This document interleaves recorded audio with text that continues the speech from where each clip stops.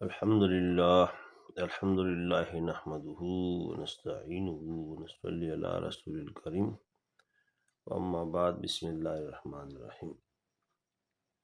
آج ہمارا موضوع ہے کہ جہاد اور دعوت میں کیا فرق ہے۔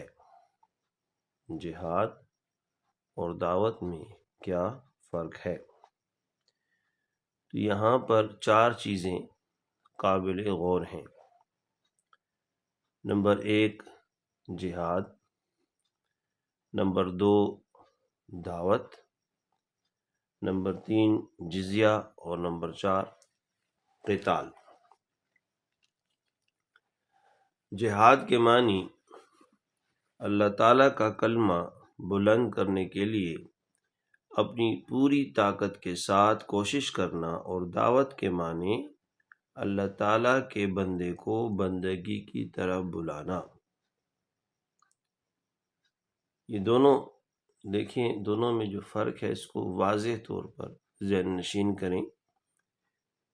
جہاد کا معنی کیا ہے؟ اپنی پوری قوت لگا کر اللہ تعالیٰ کے کلمے کو بلند کرنے کے لیے کوشش کرنے کو جہاد کہتے ہیں۔ اور جہاد کا لفظ بھی جوہد سے نکلا ہے۔ جوہد کہتے ہیں کوشش کرنے کو، اور دعوت کا مطلب ہوتا ہے بلانا۔ تو اللہ کے بندوں کو اللہ کی بندگی کی طرف بلانے کو دعوت کہتے ہیں۔ اور جزیہ کا کیا معنی ہے؟ تو جزیہ کے معنی کفار سے ٹیکس وصول کرنا، اور قتال کے معنی مار ڈالنا۔ ابھی دیکھیں 4 لفظ ہیں، 4 معنی میں نے آپ کو بتا دیے۔ جہاد اللہ کے کلمے کے لیے کوشش کرنا اپنی پوری طاقت کے ساتھ کہ اللہ کا کلمہ بلند ہو جائے، اور لوگوں کو اللہ تعالیٰ کی اتباع کی طرف بلانا، اللہ کی بندگی کی طرف بلانا دعوت ہے۔ اور کفار سے ٹیکس وصول کرنا، ان سے پیسے لینا، اور پھر اس کے بدلے میں ان کو کوئی فائدہ پہنچانا کہ بھئی آپ ہمارے ملک میں رہیں، آپ کو ہم قتل نہیں کریں گے، ماریں گے نہیں، اس کو جزیہ کہتے ہیں۔ اور قتال ظاہر ہے قتل سے نکلا ہے، مار ڈالنا۔ تو ان الفاظ میں نسبت کی وضاحت حضرت عمر پانپوئی رحمۃ اللہ علیہ نے سن 1409 ہجری میں اجتماع میں، جبکہ کئی ممالک علماء اعظام کی بہت بڑی مجلس تھی، اس میں اس طرح فرمایا کہ جہاد، دعوت، جزیہ اور قتال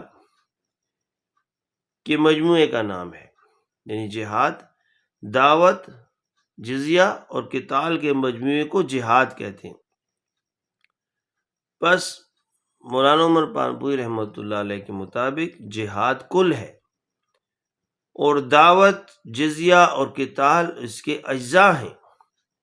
آگے فرماتے ہیں کہ سیرت کی کتابیں اور کافی احادیث شاہد اور عادل ہیں کہ جب حضور پاک صلی اللہ علیہ وسلم جہاد کے لیے نکلتے یا کسی سریہ کو جہاد کے لیے بھیجتے، تو آپ صلی اللہ علیہ وسلم یہ ہدایت فرماتے کہ کفار کے پاس جا کر فوری طور پر سے حملہ نہ کرنا، پہلے 3 دن اسلام کی طرف دعوت دیتے رہنا، اگر قبول نہ کریں تو پھر جزیہ طلب کرتے رہنا، اگر یہ بھی قبول نہ کریں تو آخر الحیل السیف کے اعتبار سے تلوار استعمال کرنا۔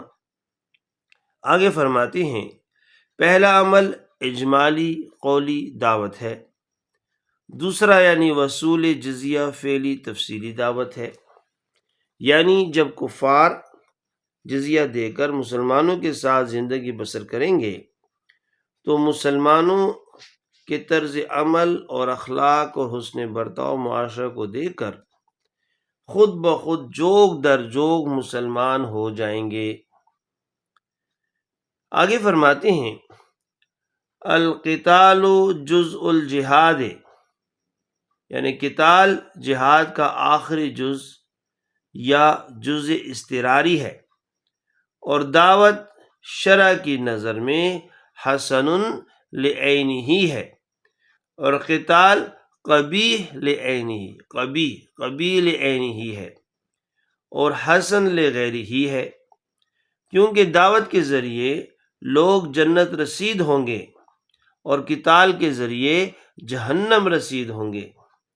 ظاہر ہے کہ کیا انسان کو جنت میں پہنچا دینا بہتر ہے یا جہنم میں؟ پھر آپ رحمۃ اللہ علیہ نے قتال کو ایک حصی مثال سے سمجھایا۔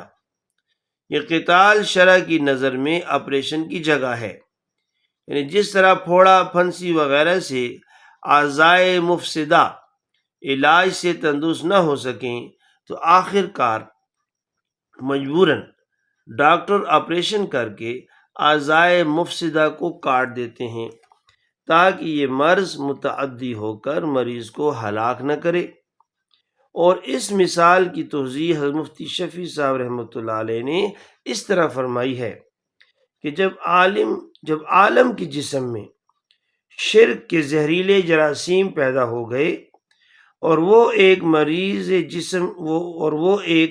جسم کی طرح ہو گیا تو رحمت خداوندی نے اس کے لیے ایک مصلح اور مشفق طبیب حضرت صلی اللہ علیہ وسلم کی شکل میں بھیج دیا، جس نے 23 سال تک متواتر اس کی ہر عضو اور رگ و ریشہ کی اصلاح کی فکر کی، جس سے قابل اصلاح اعضاء تندرست ہو گئے، مگر بعض اعضاء جو بالکل سڑ چکے تھے ان کی اصلاح کی کوئی صورت نہ رہی، بلکہ خطرہ ہو گیا کہ ان کے اثرات تمام بدن میں سرایت کر جائیں گے۔ تو حکیمانہ اصول کے موافق عین رحمت اور حکمت کا تقاضا یہی تھا کہ آپریشن کر کے ان اعضاء کو کاٹ دیا جائے۔ یہی جہاد یعنی قتال کی حقیقت ہے، اور یہی تمام جارحانہ اور مدافعانہ غزوات کا مقصد ہے۔ یہی وجہ ہے کہ عین میدان کارزار گرم ہونے کے وقت نبی صلی اللہ علیہ وآلہ وسلم نے اپنے مد مقابل جماعت میں سے صرف انہی لوگوں کے قتل کی اجازت دی جن کا مرض متعدی تھا، یعنی جو اسلام کو مٹانے کے منصوبے بناتے تھے اور برسر جنگ آتے تھے، اور ان کے متعلقین عورتیں، بچے اور بوڑھے اور مذہبی لوگ جو لڑائی میں حصہ نہیں لیتے تھے اس وقت بھی مسلمانوں کی تلوار سے مامون تھے، بلکہ وہ لوگ جو کسی دباؤ سے مجبور ہو کر مقابلے پر آتے تھے وہ بھی مسلمانوں کے ہاتھوں سے محفوظ رہتے تھے۔ خلاصہ یہ نکلا کہ لفظ جہاد کا مفہوم نہایت وسیع ہے، یہ بمنزلہ کل ہے، یعنی یہ جو جہاد ہے دعوت، جزیہ اور قتال کو شامل ہے، اور جزیہ، دعوت، قتال یہ سارے کے سارے جہاد کے اجزاء ہیں، یعنی کل اور جز کا فرق ہے، اور دعوت و قتال میں تباین کی نسبت ہے۔ یعنی مطلب یہ ہوا سب سے پہلی چیز کیا ہے، وہ دعوت ہے، اسلام پہنچانا کفار تک، ایسے لوگوں تک جہاں تک جن کو اسلام نہیں پہنچا۔ سب سے پہلا کام کیا ہے آپ کا اور میرا، ان کو اسلام پہنچانا۔ اس کے بعد پھر جزیہ، پھر قتال، یعنی قتال کا جو نمبر ہے وہ تو بہت بعد میں آتا ہے۔ میں وزیرستان میں تھا، وہاں پر طالبان سے میری بات ہوئی۔ اس وقت یہ جو طالبان کا زور تھا بڑا زیادہ تھا، بہت زور و شور سے افغانستان میں جاری تھی ان کی لڑائی۔ تو میں نے ان سے یہ کہا کہ بھئی آپ لوگ جو ہے اگر ان کو مار دیتے ہو تو اسلام کی دعوت کم پہنچاؤ گے؟ تو مجھے کہنے لگے کہ ہمارا کام ان کو مار دینا ہے، اسلام کی دعوت پہنچانا نہیں ہے۔ میں بڑا حیران ہوا۔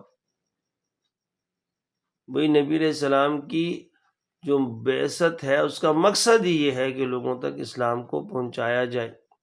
ہاں اسلام کو پہنچائیں، دعوت دیں، پھر وہ لوگ نہ مانیں، اس کے بعد جزیہ، پھر قتال بے شک کریں۔